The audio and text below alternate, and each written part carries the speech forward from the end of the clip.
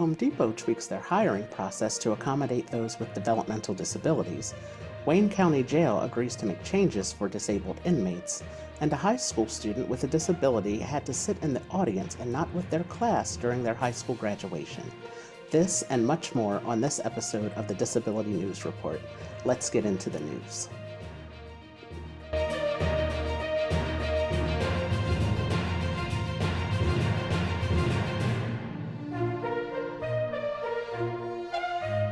This is the Disability News Report with host Arthur Aston. Our first story is Home Depot tweaks hiring process to aid those with developmental disabilities. Home Depot recently partnered with disability advocacy groups, the ARC of the United States, the Autistic Self-Advocacy Network, and Chicago-based Equipped for Equality. The groups joined Home Depot to make changes to the company's hiring practices. Previous hiring practices by Home Depot may have potentially disqualified applicants with certain intellectual and developmental disabilities, also known as IDD. Home Depot is increasing staff training for their members so that they are knowledgeable about inclusive and accessibility hiring practices. After consulting with these disability advocacy groups, the company agreed to use language that explains their hiring practices and the availability of reasonable accommodations in a much easier way. By removing these barriers, Home Depot is hopeful that they will increase the job opportunities that are available to individuals with intellectual and developmental disabilities. This story is important to share because Home Depot is a major retailer that employs over 450,000 people. For them to acknowledge that changes need to be made to their hiring practices so that they don't unintentionally exclude potential candidates with disabilities is a really big deal. It is a good thing to note that these changes have been made with the input of and in collaboration with these disability advocacy groups. We will continue to look into this story to see if the changes that have been made resulted in any significant increase in the number of applicants with intellectual and developmental disabilities. Our next story is Wayne County Jail agrees to make changes for inmates with disabilities. In Michigan, the Wayne County Jail has agreed to make changes for the disabled inmates.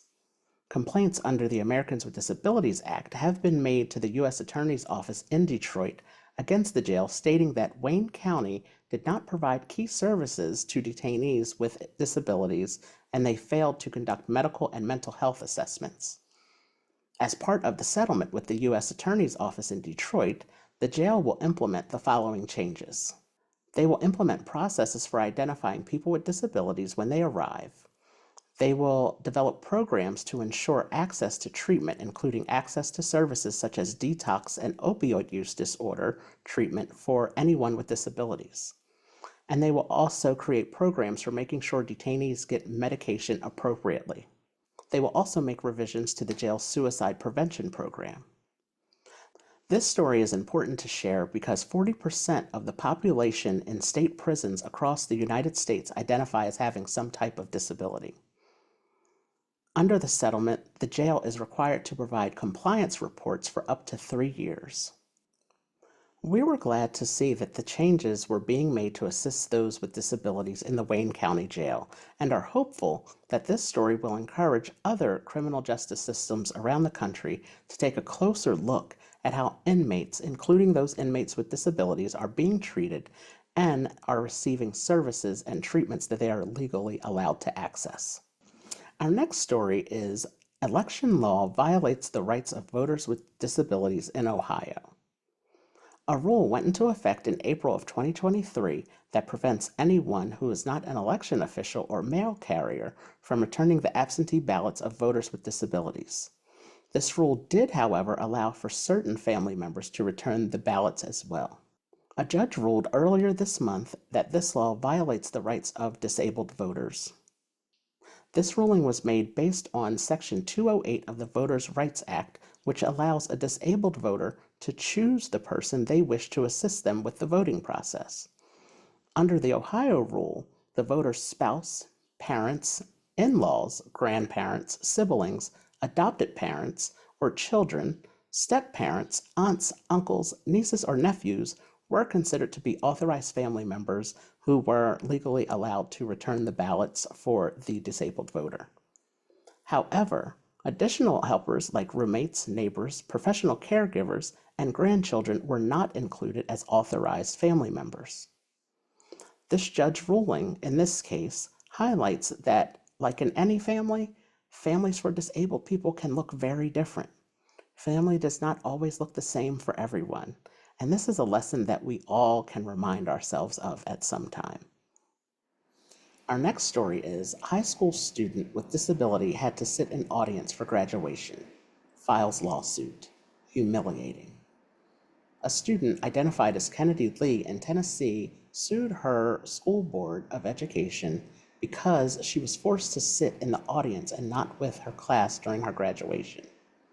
The lawsuit also claims that she, along with other disabled students, spent most of their school day during their junior year in a former storage closet because their disability caused too much of a disruption to the other students. Kennedy has postural orthostatic tachycardia syndrome, also known as POTS. This condition, according to the Cleveland Clinic, causes your heart to beat faster than normal when transitioning from sitting down to standing up. This can cause fainting. The lawsuit that Kennedy filed states that her and the other students' 504 plans were not followed and that they were separated from other students forced to spend the day in the former storage closet. They could not participate in extracurricular activities or electives like music and art classes. They were also restricted from eating lunch with their classmates and from visiting the library.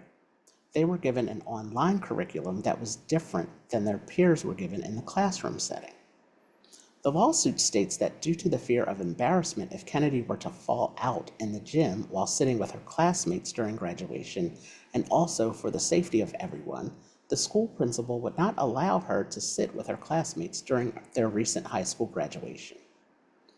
Kennedy and two other students were left out of a photo of the graduating class that was posted on the school's social media page.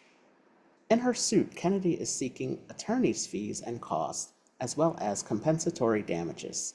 She is also seeking to train school officials and staff about the harm of segregation, the integration mandate, and the rights to reasonable accommodations. Training and knowledge of what was done wrong and what can be done differently in the future is key when wanting to make a change. Dr. Maya Angelou said, "When we know better, we do better." We hope this all works out for Kennedy and the other students who had to face this act of discrimination and the violation of their rights to reasonable accommodations. We will provide any updates to this story in future episodes of the Disability News Report.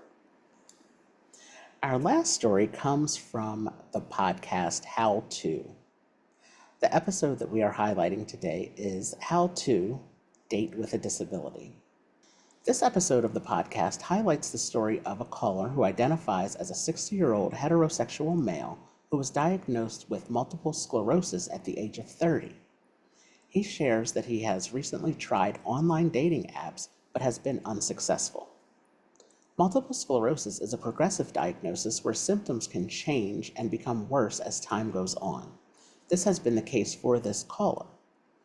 He has experienced more symptoms in recent years that have made him develop a limp when he walks and requires him to sometimes use a cane.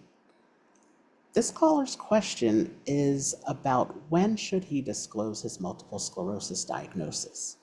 Should it be listed in his online dating profile? Does he have to wait until he meets the date in person? When is the appropriate time? The concern he has is if he reveals the diagnosis in his profile, no one will match with him because of it.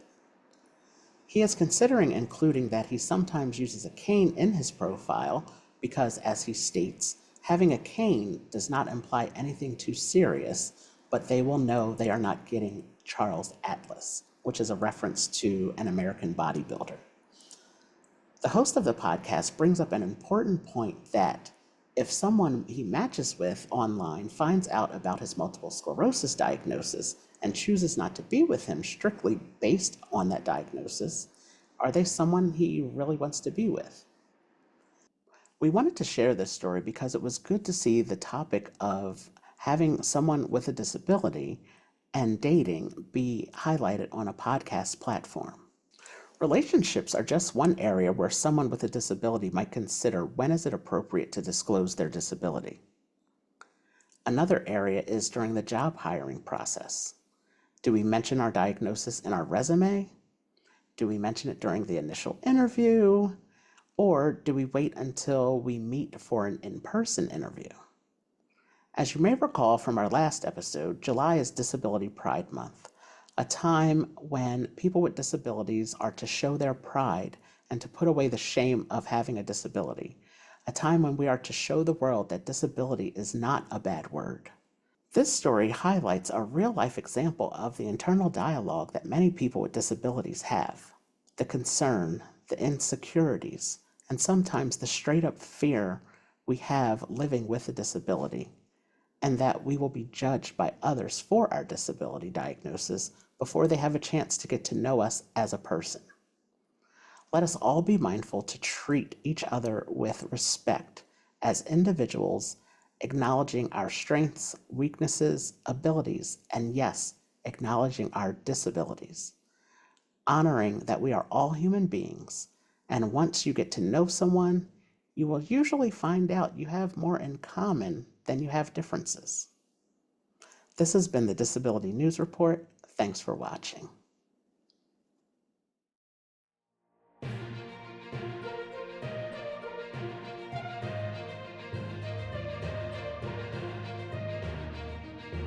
This is the Disability News Report with host Arthur Aston.